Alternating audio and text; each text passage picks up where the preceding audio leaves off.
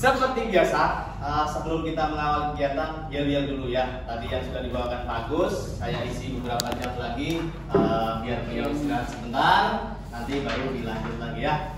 PLPK Putra Skill luar biasa. Oke lah, ini jadi ya. Saya ulangi lagi ya. Kalau nanti saya bilang selamat siang, teman-teman jawab luar biasa ya. Oke.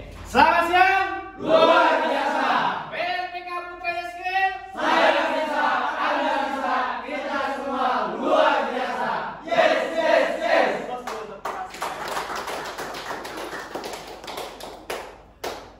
Bagaimana kemarin kenyang makan daging?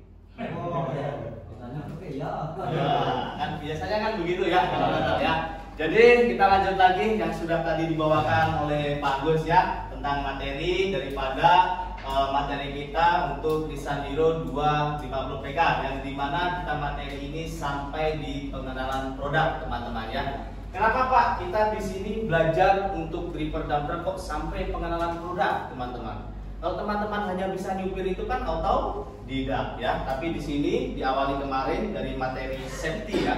Kenapa kok safety yang pertama ya? Saya cerita sebentar. Karena sesuatu hal itu tanpa ada keselamatan, teman-teman tidak akan bisa sukses mengerjakan dalam sesuatu hal apapun itu bidangnya. Makanya prosedur safety kita taruh di materi yang paling pertama. Dan itulah tujuan daripada materi training di PLPK Putra Jaya Skill. Terus yang kedua, kemarin juga dikenalkan semua pengenalan APD sama Agus ya. Masih ingat teman-teman di dalam APD itu apa saja? OB, kacamata, safety, masker ya, itu salah satu penunjang ya. Tetapi di sini kita driver ya, tidak seperti kita juru las ataupun tukang welder. Ya, itu ada standar safety-nya masing-masing ya. Kenapa Pak di sini kok driver dikasih helm? Iya harus ya, itu pasti. Karena kenapa? Kita juga naik turun daripada unit, kita juga ngecek di bawah unit, ataukah ada apa? Kalau kita kepentok kepalanya juga benjol ya Pak ya. Makanya itu dikasihlah helm. Terus materi yang ketiga, sampailah pada hari ini, hari kedua, tanggal berapa teman-teman? 27 ya, 27 Desember 2023. Yang dimana kita sampai di pengalaman produk ya, yang tadi sudah dibahas habis sama Pak Gus ya di sini.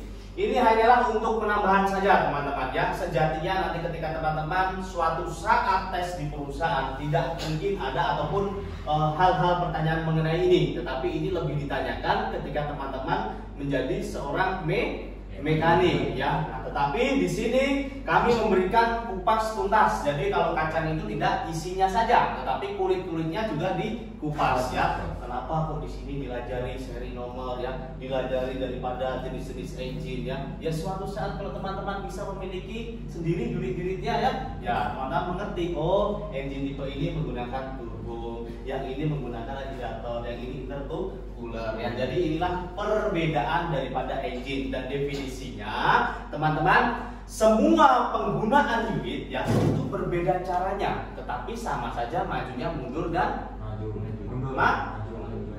dan mundur ya, maju dan mundur ya. Jadi di sini kita belajar santai saja, kita belajar pelan-pelan saja, tetapi pelan juga tidak pelan, santai juga tidak santai, tapi yang intinya teman-teman dapat mengingat, dapat diserta lewat hati ya, seperti yang kemarin di saat kita pembukaan disampaikan. Ketika sudah tes pagi Pak Agus bawa ataupun Pak Putra ya, teman-teman masuk di pintu itu, kosongkan semua pikiran beban yang di luar, kita kosongkan, kita sama-sama belajar ya. Karena teman-teman di sini niatnya pulang tidak membawa uang, tetapi pulang membawa ilmu dan pengetahuan. Ya, semangat? Semangat? Semangat. Oke, baik. Dari sini ada pertanyaan? Belum dijelaskan dibahas. Oh belum ya Pak? Oke, belum dibahas, maaf ya. Biar tadi sudah bahas ya. Oke, di sini ada memahami kode Nissan yang terakhir adalah CWB520LDNA, Engine Identification ya. Yang pertama ada namanya engine with intercooler, yang kedua ada namanya engine with turbo charger, yang ketiga ada nano natural aspiration. Nah di sini teman-teman disosialkan atau digambarkan dengan 3 metode engine ya. Kira-kira menurut teman-teman yang menggunakan turbo ini dari 3 gambar ini mana? Atas. Ini? Betul? Sama Tunggu dulu. Pak siapa nih? Pak Andrius yang mana? Pertama. Ini? Oh yang ini? Ini. Yang ini? Pertama. Ini? Yakin? Sampingnya Pak Andrius? Ini? Sampingnya Mas siapa namanya? Ya, apa Mas? Yang mana? Ini atau ini? Yang menggunakan turbo charger. Yang itu. Ini? Ya. Oke, 1, 2, 3 sama. Yang paling ujung? Di tengah. Ini? Oke. Sampai Mas? Ini? Ini? Sama Pak. Ini? Terus? Ini? Sama. Sama semua ya. Kenapa sampai bisa jawab ini semua? Kan ditunjuk tadi itu. Turbo ini. Oke, jadi begini teman-teman ya. Artinya ini Pak Irfan ini memahami ya daripada cerita ya. Saya hanya menjebak sedikit saja ya. Artinya ketika setelah saya menjelaskan, nah di sini loh yang kita butuh konsentrasi ya. Tapi dipacu, bagaimana ketika sudah menjelaskan ditanya betulkah atau tidak? Nah, tetapi dia ini jawabnya betul. Tadi Bapak sudah menjelaskan ditunjuk di turbonya begini ya. Jadi jawaban teman-teman yang 7 orang betul ya, yang 1 orang. Kalau yang ini menggunakan nano ya, radiator ya, yang di bagian di sini. Nah, jadi kenapa kok turbo charger itu pertanyaan saya pertama? Karena teman-teman nanti akan menjumpai yang banyak unit menggunakan turbo charger ya. Saya jelaskan sedikit, Pak. Bedanya engine yang menggunakan turbo charger sama yang tidak menggunakan turbo charger itu kayak apa ya? Turbocharger ini menambah fungsi kecepatan daripada sebuah unit ataupun sebuah dangkal ya. Ketika sebuah keong racun ini berfungsi ya, dia nanti wing dan tenaganya ini akan semakin bertambah dan dia hanya ada berapa putaran RPM yang akan terpenuhi. Tetapi kalau belum terpenuhi, turbocharger ini dia tidak akan bisa berfungsi ya. Itu pengertian mengenai engine yang menggunakan turbocharger ya. Tetapi kalau yang non menggunakan turbocharger atau yang disebut keong racun ini seperti ini, nah dia langsam saja ya. Ya, kecepatannya ada di mana ketika kita kehabisan napas ya? Ada di perpindahan gigi transmisi ya. Misalkan naik gunung ya nanti akan dijelaskan lah ada materinya itu dari gigi berapa ke gigi berapa. Nah, tetapi kalau kita tujuh turbocharger, biarpun kita pantau 2 ya. Saya kemarin ada pengalaman yang menggunakan turbocharger yang elektrik sama bagus ya. Naik gunung, saya dalam hati saya kuat tidak unit ini ya. Tetapi setelah saya rasa-rasa, dia perlahan tapi naik ya tanpa kita mengukur ke gigi 1. Nah, artinya dia putaran RPM-nya ini terpenuhi dan dia tahan saja, tidak masalah, pasti dia naik. Nah, tetapi perbedaannya yang menggunakan non turbo, kalau kita tidak cepat mengoper gigi atau yang sering disebut kehabisan napas lah ya, maka akan mati ya. Jadi itu nanti akan diajarkan ketika praktek di lapangan ya. Jadi ini perbedaannya. Selain kita belajar apa saja sih untuk macam-macam jenis unit ya. Ya inilah sebuah engine yang menggerakkan jantungnya daripada sebuah dangkal. Kalau manusia jantungnya ada di dada, filternya ada di sebelah mana manusia? Paru-paru. Ya. Yang kalian merokok ini pasti kotor filternya ya. Jadi begitu. Hitam. Ada pertanyaan tidak mengenai masalah engine ini?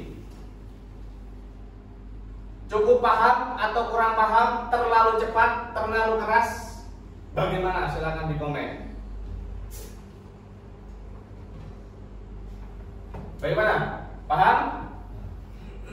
Kalau engine turbo, dia seperti ini ya teman-teman ya. Mungkin ini gambarnya terlalu jelas ya. Anggap aja terlalu jelas. Nanti lebih jelasnya di lapangan sana ya. Nah, setidaknya teman-teman bisa memahami dari bentuknya saja sebuah engine ya. Dan nanti kalau dites bagus di lapangan nanti di asesmen P2H yang kemarin kita ceritakan itu. Nah, disinilah perbedaan daripada sebuah engine. Nah, kalau dia menggunakan radiator bagaimana? Nah, besok lupa kemarin kok ada radiatornya. Unit yang kita pakai tidak ada radiatornya. Berarti dia menggunakan engine yang bagian tipe. Nah, gitu ya. Tapi kalau intercooler dia menggunakan seperti ini ya. Ini adalah satu paket. Kalau yang kecil-kecil ini namanya hose ya, yang menyalurkan daripada fuel ataupun solar yang ada di dalam sebuah engine. Lanjut. Lanjut. Lanjut. Paham? Paham. Was ya, banyak baik ya. Oke, dari awal kita sudah ada materi pembukaan, safety, pengenalan produk, instrumen, panel. Sebelum kita lanjut ke perawatan harian ya. Kemarin kan Bagus menjelaskan tentang berapa persen safety ya, ataupun indikasi-indikasi permasalahan pada kecelakaan atau yang sering disebut kita aksiden ya. Faktor kuasa Tuhan kira-kira berapa persen tanpa membuka modul? 2. Faktor manusia? 8. 2.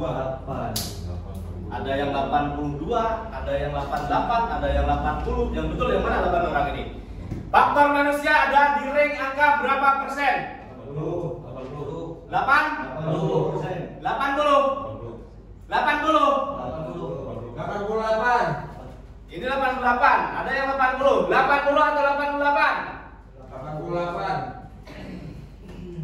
Jadi sepakat dulu ini ya, kita harus belajar sepakat 8 orang ini ya. Faktor manusia, Pak. Ya, faktor manusia kemarin ada berapa persen di dalam penjelasan yang ada di materi safety? 88. Ini satu orang aja yang jawab. Yang lain gimana ya? Ayo, belum ada selisih ya. Kita libur nih Minggu, Senin, Selasa. Ya. Ini pasti libur ini sudah senang-senang di rumah. Nah, ini pasti masa lupa baru beberapa hari ini ya. Ayo, kalau kabut ya bilang modul. Berapa persen teman-teman? Faktor manusia. Berapa persen Mas Adi Prabowo? 80. Klop? Sepakat? 80% ya. Oke. Berapa persen yang lain? 88. Yang ujung Mas? 80. 88. Ya, barusan buka masalahnya. Sudah sampai ya. Jadi begini ya teman-teman, itu rumus ya. Tolong diingat ya, tolong diingat. Itu nanti pasti keluar ya. Kenapa kemarin faktor manusia itu paling tinggi rank persennya? Ya, angkanya adalah 88% ya. Yang kedua ada faktor lingkungan, angkanya 10%. Yang ketiga ada faktor kuasa Tuhan, angkanya 2%. Kalau di total menjadi 100%. baru sadar atau baru paham? Baru sadar. Nah, begitu teman-teman ya, untuk membedakannya. Jadi kalau nanti suatu saat dites ataupun ada ujian tertulis ya, walaupun itu sepele, itu yang rumusnya terumus baku teman-teman. Tidak bisa semua istilahnya menganggap itu cuman main-main, oh kami berdua yang buat bagus. Tidak, kami membuat modul ini yang menyajikan ke teman-teman bahkan dari angkatan pertama sampai angkatan ke-38. Kalau sudah dianggap salah, mungkin tidak banyak teman-teman kita yang sudah bekerja di perusahaan sana ya. Tetapi itu yang harus teman-teman ingat ya. Terus dari faktor presentasi 88, 10%, 2%. Kira-kira salah satu contoh dari faktor manusia ya tentang mengenai kecelakaan atau aksiden, contohnya apa saja, Mas Andreas? Kemarin kan Bagus sudah jelaskan semua detail ya. Iya. Apa? Kita coba mengingat ya. Kita libur 3 hari sudah. Lewat daripada 3 hari, apakah ini lewat kiri keluar kanan ataukah lewat kiri transit ke tengah? Berikan 2 contoh saja. Kenapa kok faktor ring manusia ini ya nilainya paling tinggi di angka 88%? Karena kita yang mengendalikan alat. Ya, contohnya apa? Kok bisa sampai terjadi insiden ini? Tidak memenuhi prosedur. Tidak memenuhi prosedur dalam apa? Safety. Safety apa? Helm, sepatu, kacamata itu kan pengaruh semua. Ya, 1. Yang 2? Helm satu. Itu kan sudah jawaban 1. Ya, ini yang kedua apa? Kedua. Apa lagi? Faktor manusia. Kenapa? Faktor manusia.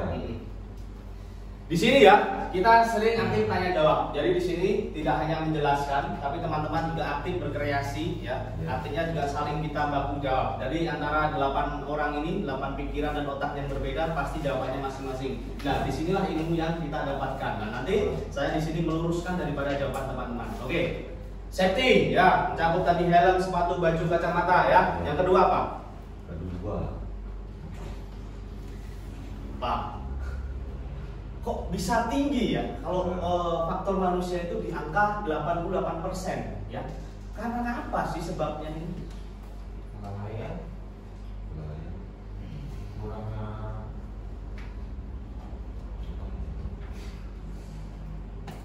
Lalai. Silakan Pak. karena manusia yang mengoperasikan kendaraan itu. Karena manusia yang mengoperasikan kendaraan jelas itu yang mengoperasikan manusia ya. Masih mengoperasikan kendaraan itu tidak akan jalan. Nah di sini saya tanyakan Faktor. contohnya ya, faktor bisa terjadinya kecelakaan ataupun aksiden ya, itu kenapa kok nilai manusia ini dipresentasikan 88%? Contohnya apa? Contohnya itu tingkat kelalaian pertama Pak. Contoh tidak memenuhi prosedur Pak. Yang kedua itu atau tidak mengikuti prosedur. Yang kedua itu dalam P2H itu Pak, pengecekan dan unit itu kadang tidak dilakukan. Itu bisa melakukan terjadinya insiden Pak. Oke ya. Oke, baik. Mas siapa? Lupa. Januarius Pak. Mas Januarius ya. Itu mewakili dari jawaban semua teman-teman yang ada 7 orang yang tidak bersuara ya. Artinya dari contoh 88% kenapa kok nilai manusia ini sangat tinggi? Betul, jawaban Mas Januarius ya. Satu saja yang saya tahu ya. Tidak melakukannya P2H. Apa yang disebut P2H? Perawatan harian. Pada unit ya. Perawatan harian pada unit ya. Itu satu contoh. Terus yang kedua, kenapa Pak kok sangat tinggi sekali? Teman-teman di sini main-main atau belajar? Belajar. Dididik ya. Dididik sampai diskilkan ya. Ada 2 manusia faktornya bisa menguasai sesuatu barang. Contohnya kayak HP kita ini. Kalau kita tidak lihai mengoperasikan sebuah HP Android ya, masih kita tanya kanan dan kiri ya. Karena tidak dipelajari. Oke? Pelan-pelan ya. Nah, sama dengan unit. Nah, banyak orang di luar sana bisa mengoperasikan unit, tetapi dia tidak tahu kode keselamatan, ya, baik di dirinya sendiri dan baik di instrumen kontrol panel atau yang tadi disebutkan Pak Agus barusan tadi, EMS. Oh iya, ada yang mendengar ya? Apa penjagaan EMS? Electronic Monitoring System. Nah, kenapa Pak kok manusia ini sering terjadi tingginya? Ya misalkan ini Mas Januarius ini mau jalan jauh nih, mau ambil muatan, yang harusnya ngecek rem dulu, bagaimana rem ini makan atau tidak, dia langsung degreng jalan saja. Nah, kita jauhkan balap, ya kita namanya hidup di jalan ini tidak ada yang tahu ya. Seperti yang kemarin bukan saya tegaskan, resiko seorang driver ini sangatlah besar dan tinggi kan. Nah, satu kali risiko tidak ada toleransi lagi karena kita kenapa? Kita selain kita kerja sendiri di lab unit, kita juga ada manusia lain yang mengoperasikan di lain daripada kita ya, manusia, hewan, orang dan sebagainya ya. Itu baru kita bicara makhluk hidup, belum bicara medan naik turun gunung kanan kiri nikung. Nah, itu semua ada tekniknya ya. Jadi kalau teman-teman suatu saat yang mengoperasikan dump truck, yang pertama betul-betul pastikan tidurnya itu cukup ya, sehat ya. Kalau kita demam meriang ya istirahat dulu, jangan dipaksakan. Nah, yang ketiga pastikan selalu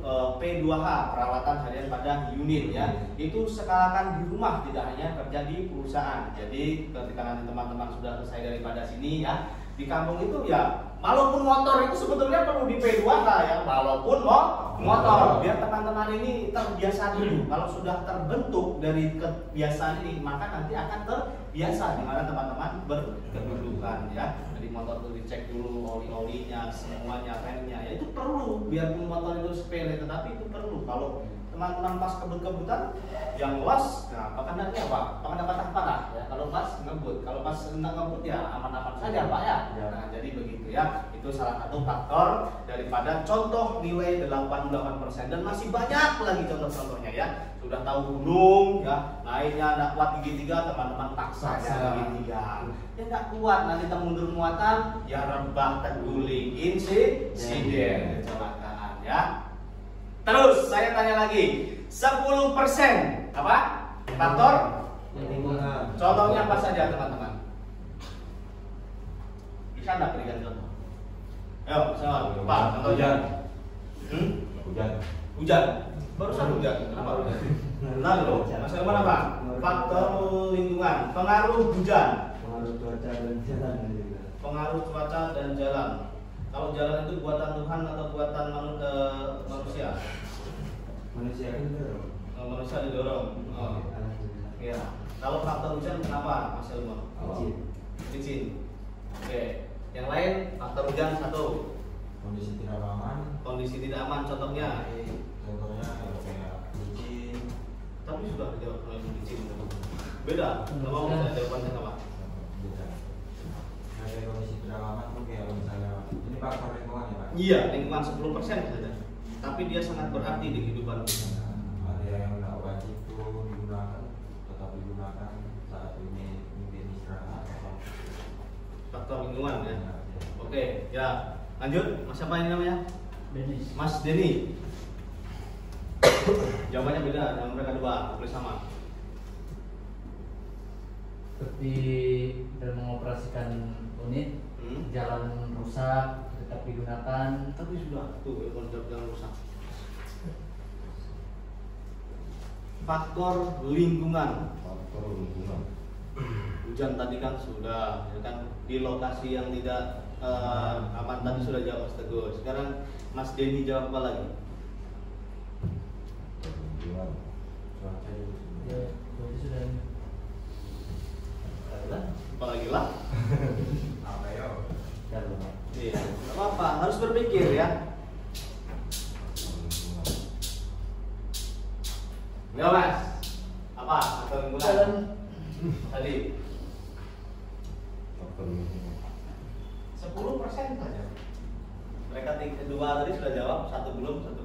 Kenapa? Seperti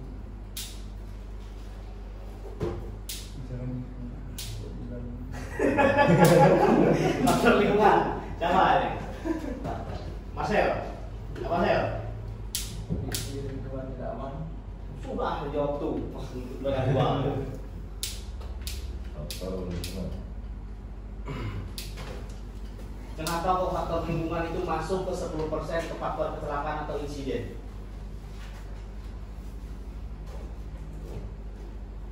Berikan beberapa contoh saja kenapa Pak?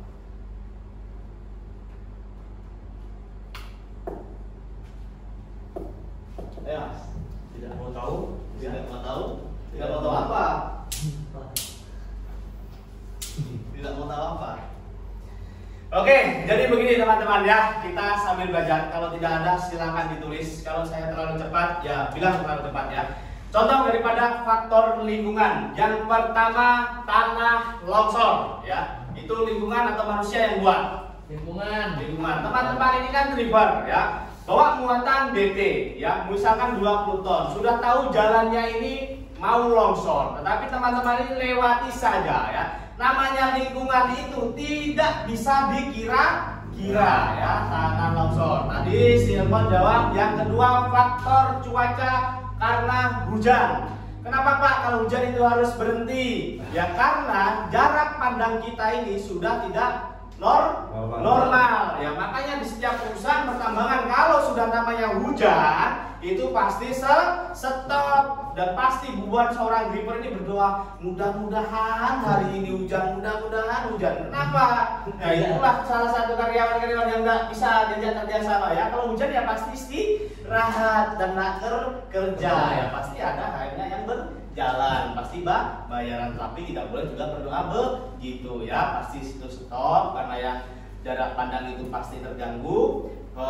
Jalan itu pasti licin ya, nah itu mudah tergelincir. Terus yang Penerangan yang kurang itu juga masuk nggak Pak?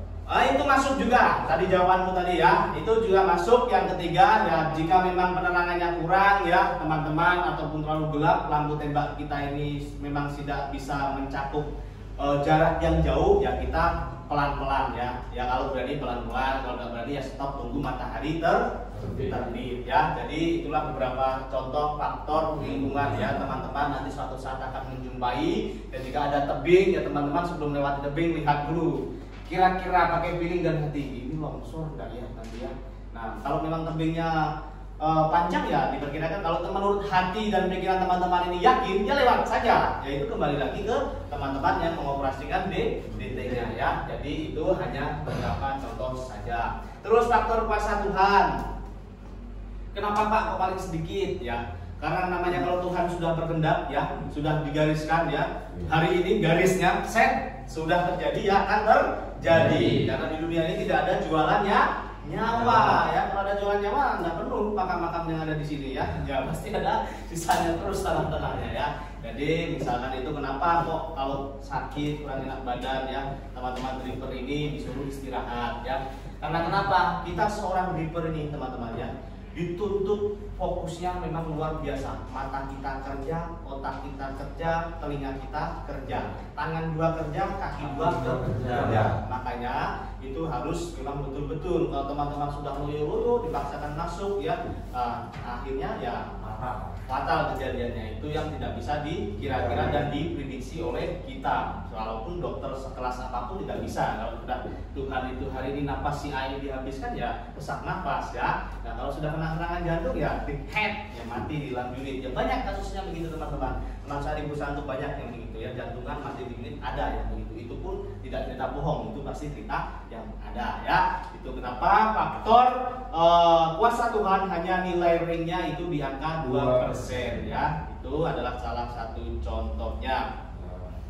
Terus kemarin kira-kira rumus produksi apa saja teman-teman? Ada kan kemarin produksi sama dengan ini tambah ini tambah ini tambah ini. Kualitas saya buka lah. Kita belajar mengingat lah. Kalau dibuka saya tidak tanya. Oke, Iya. Apa kira-kira? Coba yang buka 8 orang ini. Rumus produksi sama dengan kuantitas ditambah kualitas ditambah keselamatan. Atau dibalik dari belakang apa bacanya Teguh? Keselamatan, kuantitas, satu lagi? kualitas. Iya, jadi ada 3K atau yang bendera itu kenapa kok bendera K3 ya? Kuantitas, keselamatan dan kualitas dibalik sama saja ya. Artinya kenapa kok ada setiap teman-teman kalau melihat proyek-proyek itu pasti ada bendera itu? Karena apa? Keselamatan ini adalah nilai tertinggi dari kita sebuah pekerjaan. Pangkat apapun suatu saat nanti teman-teman tinggi tanpa mengutamakan keselamatan, tidak ada apa-apanya ya. Jadi saya di sini juga kemarin tertegaskan, di sini bukan unit ya yang menjadi prioritas utama, tapi teman-teman semuanya. Karena di sini kita tidak ada sistem bantu-bantuan ya. Hidup matinya kita ada teman-teman dan trainernya nanti ya. Jadi begitu, makanya adalah namanya tadi kunci produksi ya. Kuantitas, kualitas dan keselamatan bekerja ya. Itu pasti suatu saat akan ada tes ujian tertulisnya bagi teman-teman yang mau berminat masuk di perusahaan ya. Ya itu dihafal ya, itu dihafal. Karena saya juga sudah bolak-balik tes di perusahaan ya, karena memang belum aja dan istilahnya masih diberi kesempatan di sini ya. Saya terus meluncurkan ilmu ya. Dulu saya bertanya Pak Agus, saya muridnya beliau juga, dan saya bisa berdiri di sini ya. Banyak sekali yang harus saya pelajari, tidak istilahnya haus-haus. Makanya orang bilang berlebih baik kita banyak berbagi ilmu banyak-banyak, tidak akan lebih miskin daripada kita berbanyak-banyak bagi uang, pasti akan habis ya. Kalau uang saya bagian ke Teguh, mungkin hari ini 1 juta, mungkin besok pagi Teguh sudah tidak ada uang. Tapi kalau hari ini saya kasih ilmu dia, ya mungkin sampai akhir hayatnya nanti dia pasti ingat ya dari mana dia dapat ilmu ini ya. Jadi di sini waktunya kita menggali ilmu ya, waktunya kita belajar, tetapi nanti kalau pas di lapangan kita sudah tidak ada baku menanya masalah materi ya teman-teman. Jadi tolong betul-betul aktifnya, misalkan saya Pak Agus terlalu cepat menyampaikan ya teman-teman ngomong, karena teman-teman di sini adalah raja ya, kami adalah penyedia jasa ya. Jadi apapun yang kami berikan teman-teman harus bisa, teman-teman harus puas, jadi begitu ya. Teman-teman dari kuliah luar, dari Gunung Baru sana sudah jauh-jauh ke sini ya, sampai bertahan meninggalkan anak istri, pacar dan sebagainya, karena hanya tujuannya satu, mendapatkan sebuah ilmu dan skill ya. Jadi itu. Oke, jadi kita lanjut. Ada pertanyaan enggak kira-kira mengenai dari yang safety, pengenalan produk atau instrumen belum masuk ya? Dari 2 item ini kira-kira yang mau duluan yang mana? Silakan. Kalau sudah masuk di sini kita agak pusing-pusing sedikit ya, karena ini banyak sekali nanti. Kalau ada yang masalah safety belum diketahui, silakan ditanyakan. Dibuka aja modulnya, mana yang lupa-lupa ada masalah ya, mana yang pengenalan produknya kurang perlu dijelaskan. Yang mana menurut teman-teman? Kita mundur aja, tak usah laju-laju. Kita laju itu gampang ya, tapi kita memahami ini sangat-sangat susah. Sekarang saya tanya ini aja lah. Kalau teman-teman ada yang bertanya pada saya, Siapa bisa menjelaskan gambar di depan ini? Go, maju, jelaskan. Jelaskan layaknya kau seorang instruktur di sini kepada teman-teman. Pelan tapi pasti.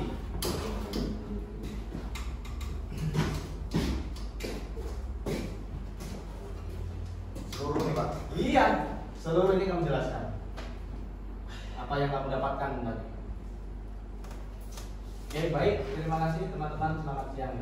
Di sini saya akan menjelaskan tentang pengenalan produk ya. Di sini kita juga dilatih untuk public speaking-nya biar dapat. Oke, silakan. Selamat siang teman-teman. Siap. Ya, kali ini saya ingin menjelaskan tentang pengenalan produk, yang dimana saya ingin menjelaskan tentang lack of wheelbase, yaitu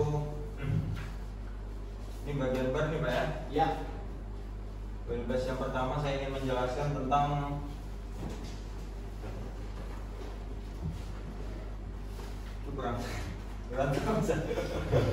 pemahaman dari instrumen semua. Setahu kamu aja, Bro. Setahu kamu aja. Sedapatnya kamu aja. Nanti ada yang mau belajar lagi. Yang saya tahu tadi yang terakhir aja nih Pak, yaitu Ini ya. ya Apa? Bagaimana? Penjelasannya. itu jarak sebuah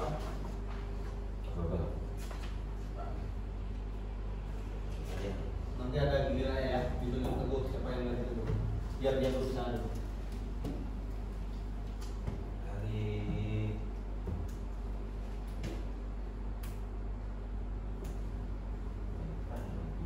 tentang double garden sama apa tadi nih Pak, jaraknya saya lupa itu kurang paham.